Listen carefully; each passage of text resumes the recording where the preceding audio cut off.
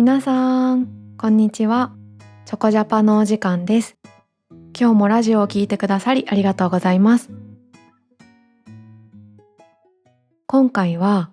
時間をテーマにお話ししていきたいと思います。最近、時間は未来からやってくるっていう考え方に出会いました。今が未来に向かって進んでいるわけじゃなくて、未来の方が今に向かってきているという考え方です。未来がこっちに向かってきているので、なりたい未来を選んで今から努力を続ければ、その未来がやってくるんだそうです。未来は自分で決められるということですね。実際に、例えばオムライスが食べたい、食べようって思ったら、そのためにレストランに行って注文したり、キッチンに立って料理を始めたりするじゃないですか。そしたらオムライスが食べられますよね。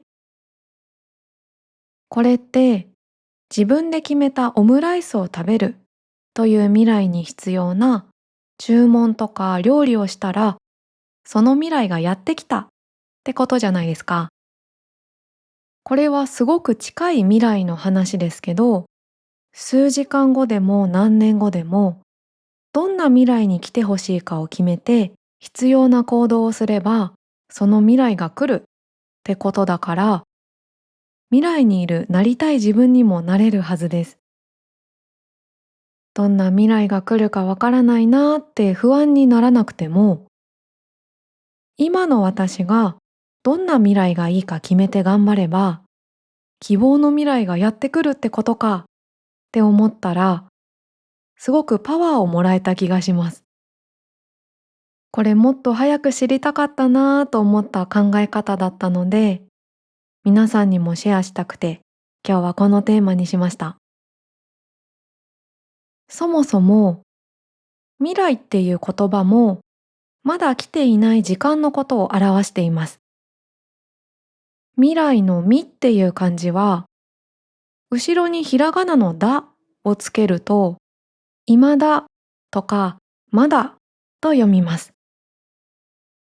漢字を見ても未来は、まだこっちに来ていない時間になるから、言葉とか漢字って面白いなーって思います。ちなみに、昔の日本の時計は、今の時計とはちょっと違ったみたいなんです。今の一般的な時計の種類には、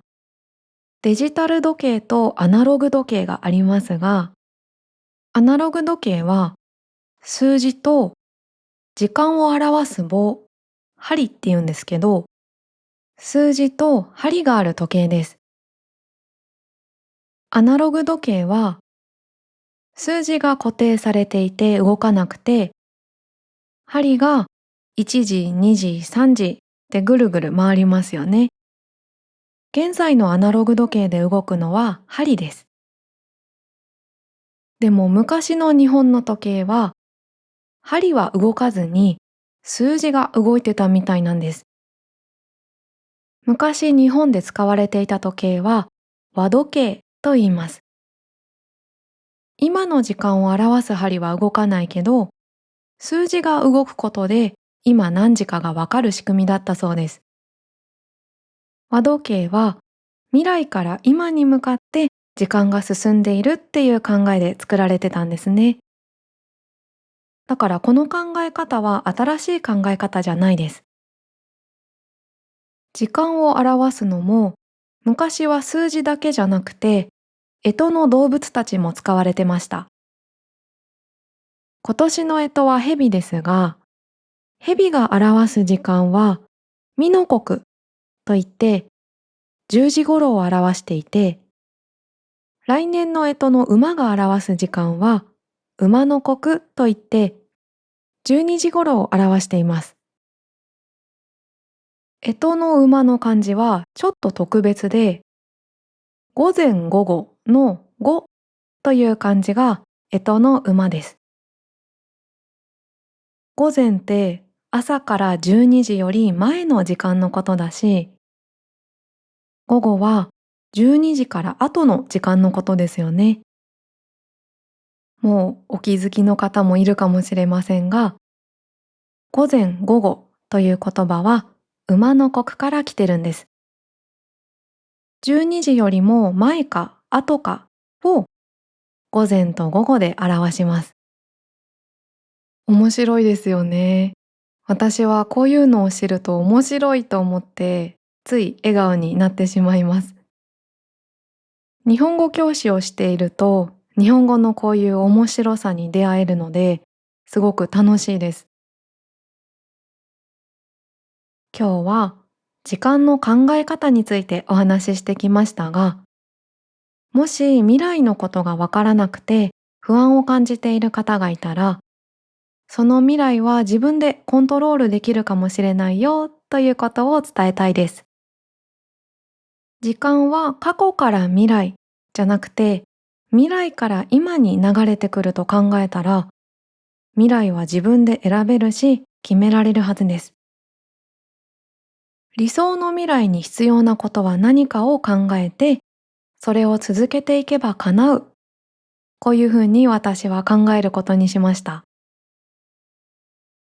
過去の経験から学ぶのももちろん大事なんですけど、自分が欲しい未来には何が必要なのかを考えるのもすごく大事なんじゃないかなと思います。必要なことをしなかったらいくら待っても理想の未来は来ないけど、必要なことを続けたら理想の未来が来るかもって思ったら、今動かないといけないですね。以上、最近私が学んだことでした。それでは、また次のチョコジャパでお会いしましょう。またねー。